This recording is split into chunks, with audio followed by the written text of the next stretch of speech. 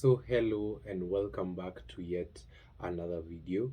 So today we shall be talking about the basic analysis techniques in Forex, that is module 3. So let's walk together. So our course outline for the day will be lesson 1, technical analysis basics.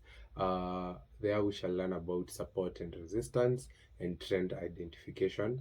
Lesson 2, we shall be discussing about chart patterns and candlestick signals. Then lesson 3 will be fundamental analysis overview, major economic indicators, news releases and volatility. Then lesson 4, we shall be talking about intermarket relationships, integrating fundamentals with technicals. Then finally, we shall recap what we have learned. So technical analysis basics. So I know you're currently wondering, what is technical analysis? Technical analysis is the study of historical market data, primarily price and volume, to forecast future price movements. The core assumptions that we have in technical analysis is that market discounts everything. All known information is already reflected in price. The second assumption is price moves in trends. So price tends to move in persistent directions until a trend reverses. Then the third assumption is history tends to repeat. So chart patterns and investor behavior often recur. So the primary tools that we have in technical analysis are as follows. We have charts, that is the line, the bar, the candlestick, and other visual representations. We also have indicators such as the moving averages, the RSI, the MACD, and the Bollinger Bands. We also have the patterns that are head and shoulders, triangles, flags, double tops, and double bottoms. So how does technical analysis work? So it focuses on the psychology of market participants, whereby fear, greed, and hard behavior is captured in the price action. So what is support and resistance? So we shall start with support. Just from the picture in the presentation, you can see that support is a price level where buying pressure tends to emerge, and often halting or reversing a downtrend. How do you identify a support? A support is identified by looking for at least two previous swing lows touching roughly the same area.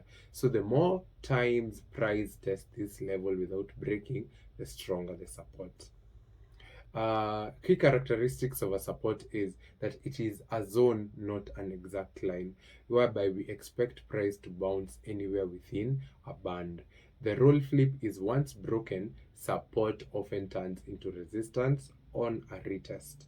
Then confluence points are where it is a support is strongest when overlapping with moving averages and Fibonacci levels. So why do support matters? So support is used as an entry point. It is very ideal to look for buy setups.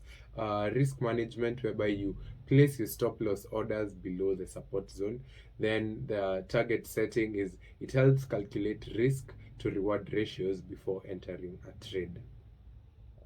So the second thing we shall be talking about is resistance. So just as I had explained earlier, resistance is the opposite of support. So it is a price level where selling pressure tends to emerge, often halting or reversing an uptrend. So how do you identify a resistance? So a resistance is identified by looking for at least two previous swing highs touching roughly the same area. The more times price tests this level without breaking, the stronger the resistance. So key characteristics of a resistance, just as we had said in support, it is a zone but not an exact line. So price may reverse anywhere within the band. Again, the roll flip, whereby once resistance is broken, it becomes new support on a retest. Then following is the confluence points. So it is stronger when aligned with trend lines, moving averages, or Fibonacci levels. So why does it matter? It matters because it is able to be used as an exit point. It is ideal for looking for profit taking whenever you're in long trades that it buys, or looking for short entries that it sells.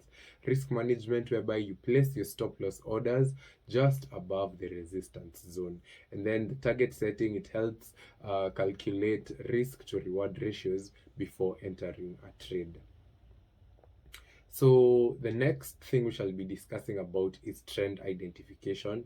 Uh, in while using technical analysis, trend is your friend. That is, the core principle is trading in the direction of a prevailing trend increases your odds of success.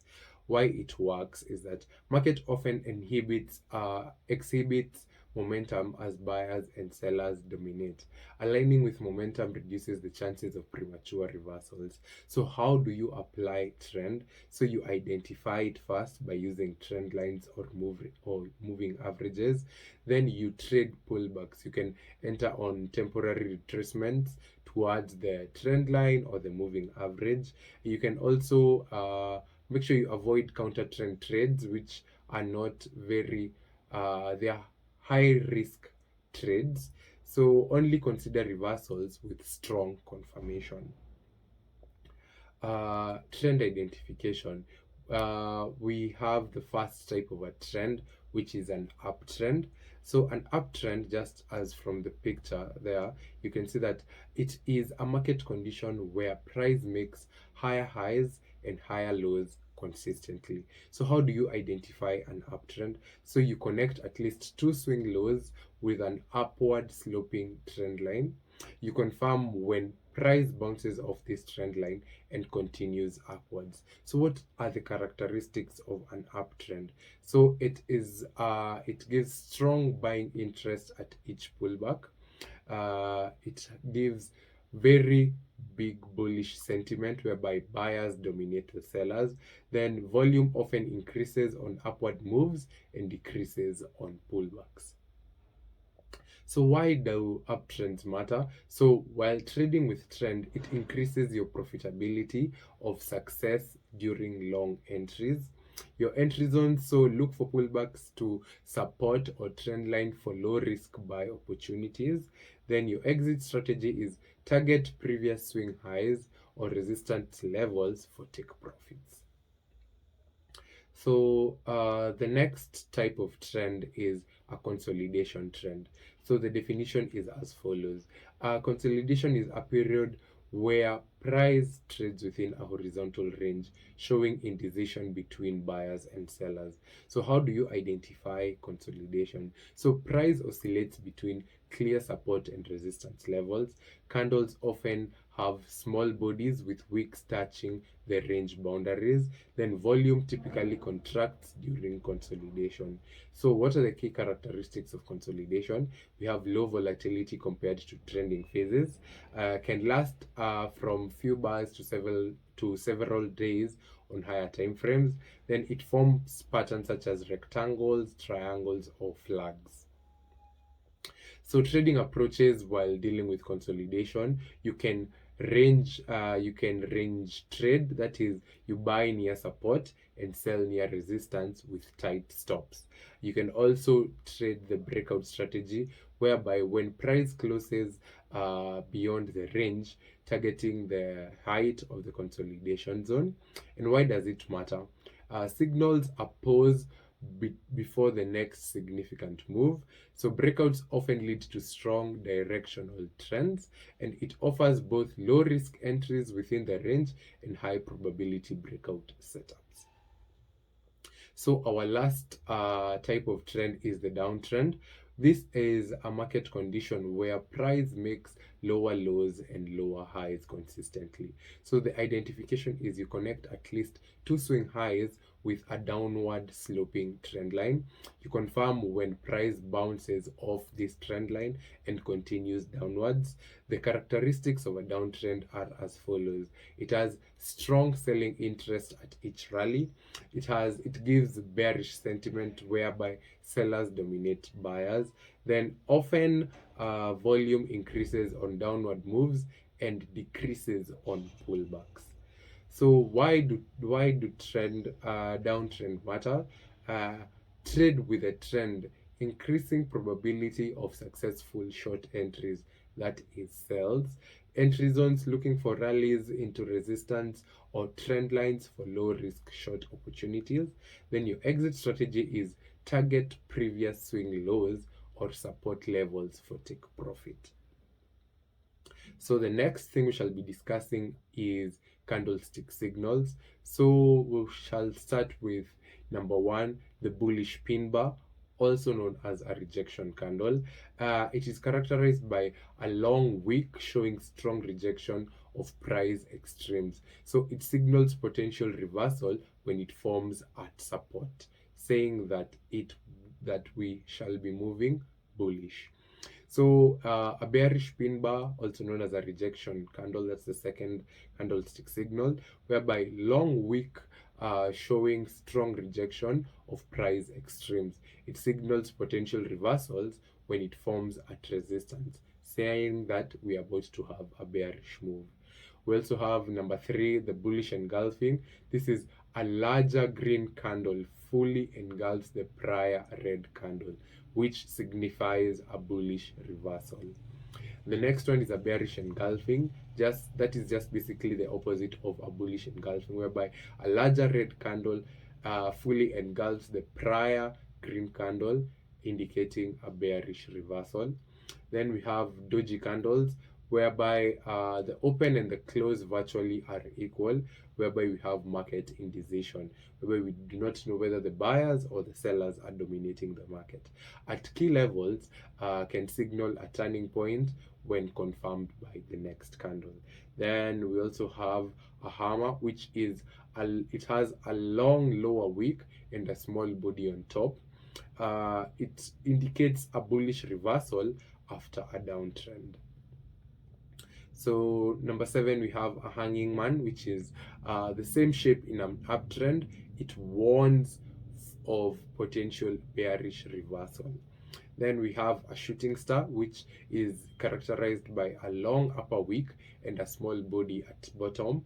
In uptrend, it signifies a bearish reversal.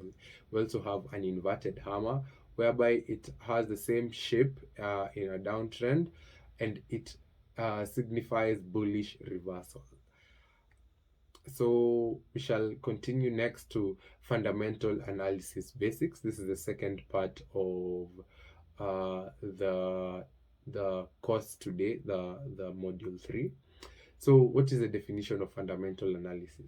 So it is the evaluation of economic, financial, and geopolitical factors to assess a currency's true value. So core focus areas are economic data such as the GDP, the CPI, NFP, and PMIs, central bank actions such as the interest rate decisions, the QE, the forward guidance. We also have global events such as political developments, trade agreements, and crises. We also have key principle is that market prices reflect the aggregate expectation of fundamental drivers. So the purpose of fundamental analysis is to identify overvalued and undervalued currencies to inform trading decisions. So what are the major economic indicators? Number one, we have the non-farm payrolls, also commonly referred to as the NFP. It signifies the US employment change excluding the farm workers. So one of the highest impact reports for USD volatility. Number two, we have the consumer price index, also known as CPI. It measures the average change in prices paid by consumers. It is the key gauge of inflation. It drives central bank rate decisions. Number three, we have interest rate decisions. They're determined by the central banks, Fed, ECB, BOJ, etc. Rate hikes tend to strengthen a currency, while rate cuts can weaken a currency. The next economic indicator is the GDP, which is the gross domestic product, whereby the total value of goods and services produced indicates overall economic health and growth momentum. The fifth economic indicator is unemployment rate, whereby the percentage of the labor force without jobs. So high unemployment can signal economic weakness. Number 6, we have Purchasing Managers Index, that is the PMI. It surveys of manufacturing and services sector. Readings above 50 signal expansion, while reading below 50 signal contraction. So next will be news releases and volatility. So what are the impact of economic news? So major releases can cause spikes or whipsaws in price. Market often price in expectations before the event. There's usually a pause. That's what we refer to as the pricing. So high impact versus low impact. So the high impact news releases are such as the NFP, the CPI, the central bank rate decisions. The low impact are such as minor surveys or regional reports.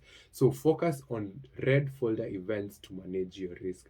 You can find news uh, the news upcoming on cnbc.com, and also you can use forexfactory.com to keep and stay informed. Tools and resources. So you just as I had explained just right now, the economic calendar alerts. So you can set reminders for upcoming releases, e.g. using forexfactory.com. You can also watch news feed widgets using Bloomberg, Reuters, and built-in MT5 on the news tab. So volatility patterns is next. So what happens during volatility? So we have the pre-news calm. So price may compress into a narrow range before the news release. So we have then the spike at release. So rapid moves as orders hit the market. Then aftershock is a retracement or continuation after the initial frenzy subsides. So how do you manage volatility? You manage volatility by 1, reducing your position size.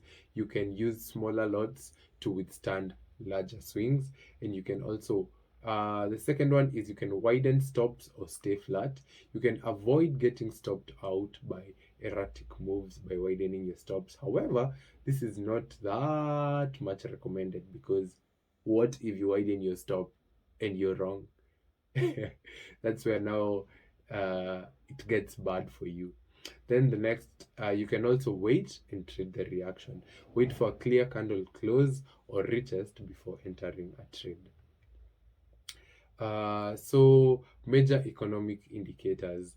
One, we have USD and gold, whereby inverse correlation, gold often rises when the USD weakens. Then USD and oil. Oil importing currencies such as the CAD and the NOK move with oil prices. Higher oil can strengthen these currencies. Risk sentiment, risk on factors, commodities linked with Forex, such as the AUD and the NZD, while risk of boost safe havens, that is the USD, JPY, and the CHF. Then the fourth economic indicator is equities and FX. So stock market rallies lift risk currencies, while sell-off strengthen safe haven currencies. Next is bond yields and foreign exchange, that is the FX. Currencies with higher bond yields attract capital flows and support their value. Then we also have commodities and currencies. So commodities, commodity exporter currencies such as the ZAR, the Ruby, and the AUD often track their key export prices through gold, oil, and iron ore. So how do you integrate your fundamentals with the technicals? So one you can do is confirm news with price action. Wait for a candlestick close after a major data release before trading the move. You can also use supply and demand zones. You can apply dark master zones to identify institutional uh, levels near fundamental shifts. Then three, you can align time frames. That is, check higher time frame trends from the daily to the H4. to ensure fundamental bias matches technical direction. You can also trade the retest. After a breakout driven by news, look for price uh, to retest broken support or resistance as a new entry point. You can also adjust risk for volatility. You can widen stops or reduce your position size when trading around high impact events. Then lastly, you can monitor correlations by using intermarket relationships, for example, USD and gold, to confirm the strength of fundamental moves. So we have come to the end of our third lesson. And what have you learned? So we've discussed the following. We've discussed technical analysis basics, support and resistance zones, trend identification, uptrend, downtrend, consolidation. We've also talked about key chart patterns, the head and shoulders, double bottoms, and triangles. We've also talked about candlestick signals, whereby we've talked about the pin bars, the engulfing patterns, the doji, hammers. Then we've also talked about fundamental analysis basics, whereby we've known what drives currency value, interest rates, inflation, GDP, and employment.